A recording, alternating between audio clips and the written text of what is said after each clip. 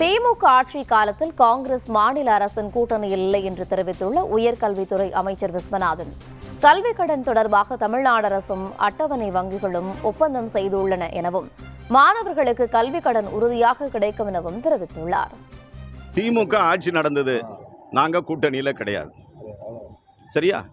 மத்திய அரசாங்கத்தில் நாங்கள் கூட்டணியில இருந்தோம், மாநில அரசாங்கத்தில் நாங்கள் கூட்டணியில் இல்லை. அவர்கள் எப்படி வச்சிருந்தாங்கன்னா, தேர்தல், அதாவது அந்த தேர்தல் வரை இருந்தால் அவங்க கூட்டணியே, நானும் தாண்ட மாட்டேன் நீயும் தாண்டக்கூடாது, அப்படி ஒரு வரமுறையை வச்சிருந்தாங்க அவங்க. மாணவர்களுக்கு 20 லட்சம் ரூபாய் மாணவர்களுக்கு பிணை இல்லாத கல்விக் கடனை மாண்புமிகு முதலமைச்சர் அவர்கள் அறிவித்திருக்கிறார். இது ரொம்ப முக்கியமானது. தமிழக அரசும் ஷெட்யூல்டு வங்கியும் ஒப்பந்தம் செய்யப்பட்டது, ஒரு இறுதி செய்யப்பட்டிருக்கிறது. அந்த மாணவர்களுக்கு கல்விக் கடன் தாராளமாக வழங்க வேண்டும் என்ற நிலையை உயர்கல்வித்துறையையும் வங்கியினுடைய அதிகாரிகளும் சேர்ந்து ஒரு ஒப்பந்தத்தை செய்திருக்கோம். அதனால் மாணவர்களுக்கு டெஃபினட்டாக கிடைக்கும். நீங்கள் ஒன்று பண்ணலாம், ஐ வில் அஷ்யூர் யூ, உங்கள் மூலமாக நான் அறிவிக்கிறேன், தமிழ்நாட்டில் இருக்கிற உயர்கல்வி படிக்கிற மாணவர்களுக்கு கல்விக் கடன் கண்டிப்பாக கிடைக்க வேண்டும். அது கிடைப்பதற்கு அமைச்சகம் முழு மூச்சாக முயற்சிகளை எடுக்கும் என்பதை உங்கள் வாயிலாக தெரிவித்துக் கொள்கிறேன்.